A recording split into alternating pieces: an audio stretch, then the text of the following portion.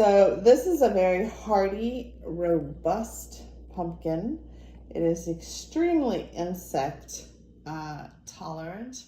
It is also just well suited for hot, humid, dry, and the occasional inundation of rain. So, AKA just perfect for Florida and anywhere in the Southeast. 6 to 8 hours of sun is a good range. In Florida, like in an open field, it tends to be a little bit too much sun. But here I'm gonna cut in, and these guys, yeah, they have a thick rind, so a good sturdy knife is wonderful. I have chickens and they absolutely love the seeds, but also I would recommend saving some of these seeds for your own garden. So definitely when I get some pumpkins that have got fantastic seeds, I will save those, and that's easy to do. You can just pull them apart here from the pumpkin and dry them out and save them. These guys are gonna go right to the chickens.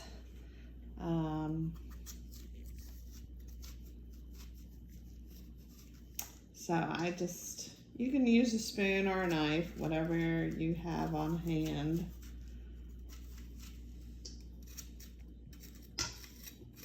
And what I'm gonna do with these guys is I am going to bake them.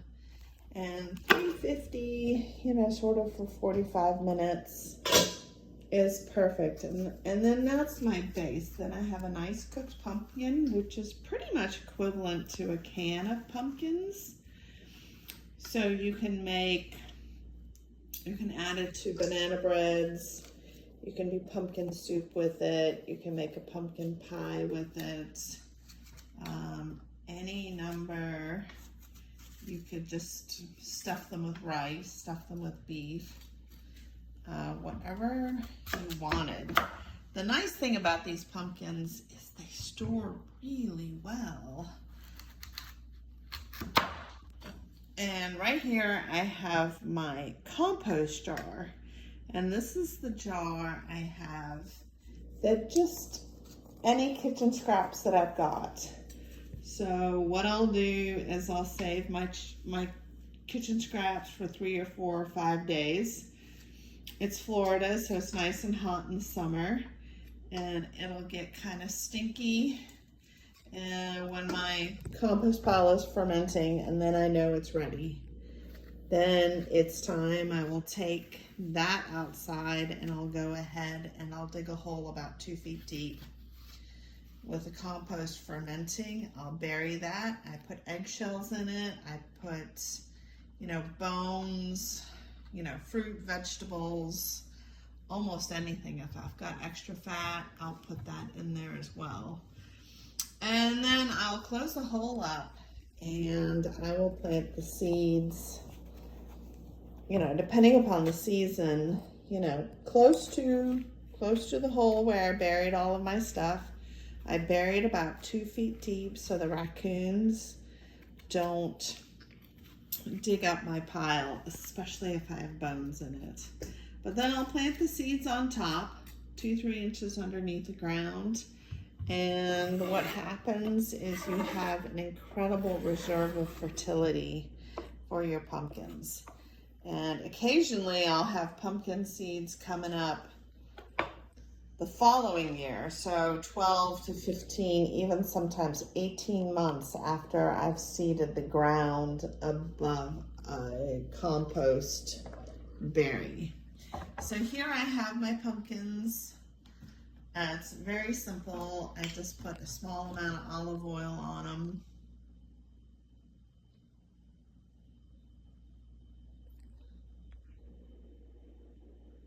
And I like to do some cinnamon. You can do some powdered ginger, pumpkin pie spice. But this is a great base. And like I said, I'll cook this for 45 minutes at about 350. I'll put this in the oven And then I have a great base to make a whole bunch of other meals with that. All right, so I have taken the pumpkin out of the oven and I am just peeling it. These peels will go to the chickens. The chickens absolutely love this. So what I'm gonna do is I'm gonna add some spices. Now it is good to know that this is not quite as flavorful as like a canned pumpkin. So definitely don't be shy with the spices if you want something flavorful. So here I have just gotten that. I am going to put about half a can of coconut milk in there. If you want, you can add some beef broth. I've got a little bit of water on hand. So I'm gonna start that cooking. And you got a lot of flexibility here. You can just sort of add to your taste. So I'm gonna do a pepper, and I'm gonna do about a teaspoon of all of these spices. And I'm gonna get something that's very nice and flavorful.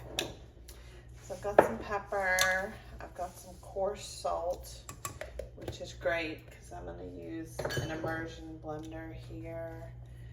I am going with a couple different types of curry powder. I like to do different varieties, so I just get a depth of flavor. I've got a hot one and a mild one, but that's not absolutely necessary. I'm also going for some turmeric. This is turmeric that I've grown out of the garden and I've dried and powdered, and that is definitely 3 times more flavorful than what you can get from the grocery store. So I have some oregano here. I'm gonna be really generous with my oregano. I got some thyme as well. That I'm gonna go, I'm gonna do 2 tablespoons, almost 2 teaspoons. And I got some ground ginger. That tends to be a little bit hot, a little flavorful and tasty. But I'm not being shy here, as you can tell. And then garlic powder is the last one. So I'm gonna take my immersion blender in here.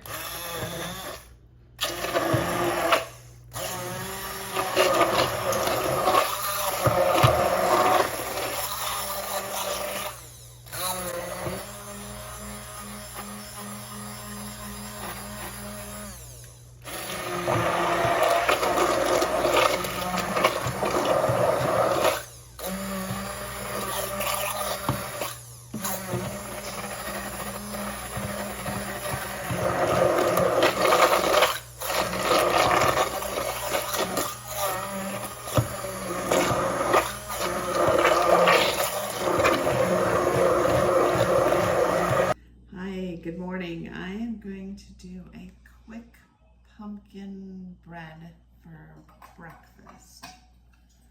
So I have here some Seminole pumpkins that I have already baked.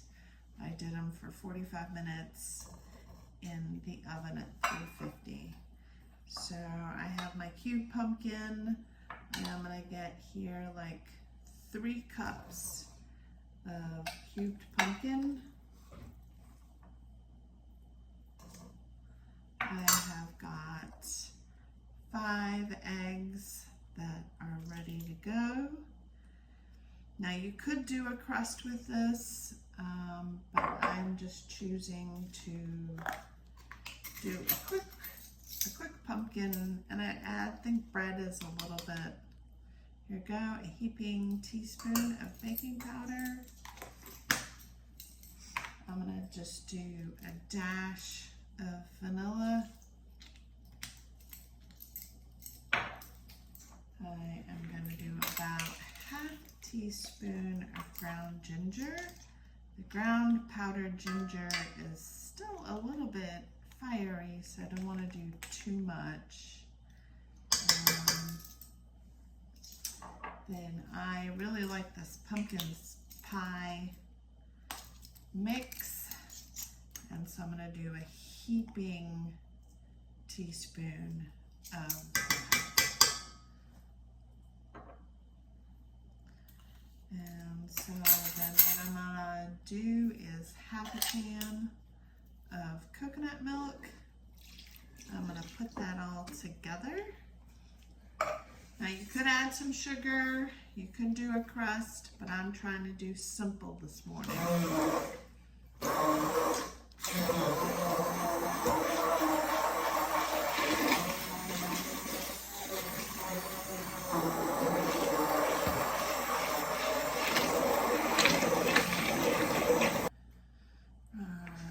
then you can see I got a batter that's a little bit watery. And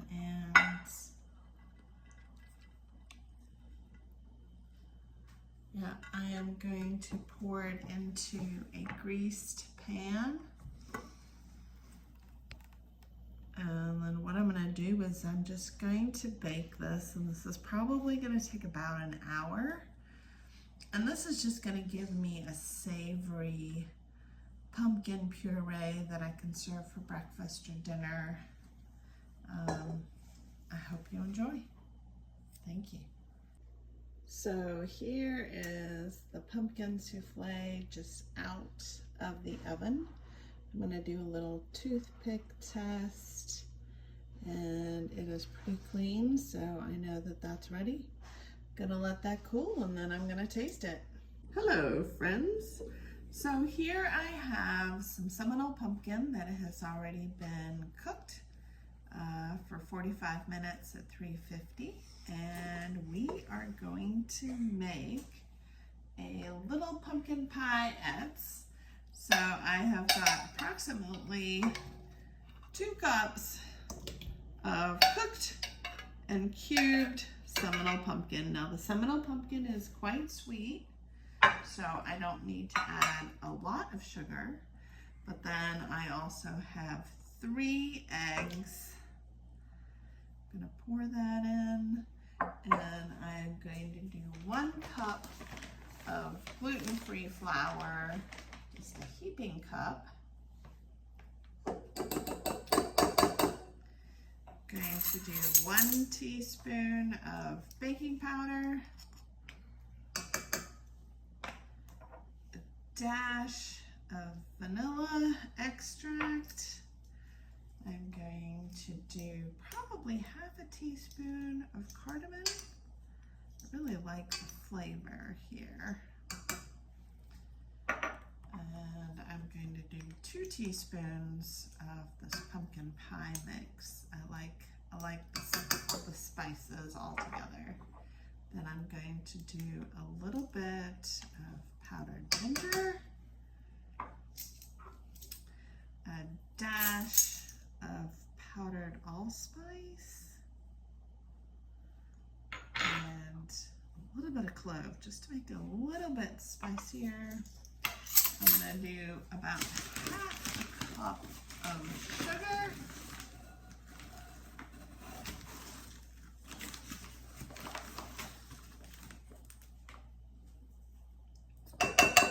and I am going to immersion blend this all together.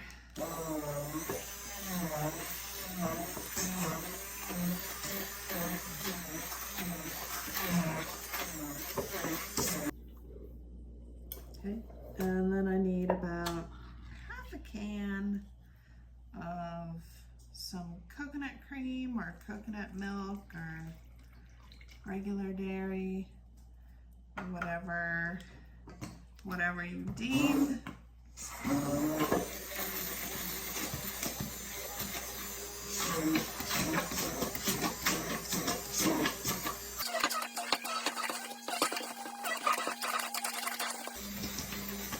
So I have just blended this until this is nice and smooth, and I am going to add it here. I have greased my little cupcakes with some ghee, and I have put down some granola, and I'm just gonna fill these babies up, and then I'm going to put them in the oven, probably 30 minutes. I'm guessing sometimes they need a little bit more, and then I should have some delicious little pumpkin bites.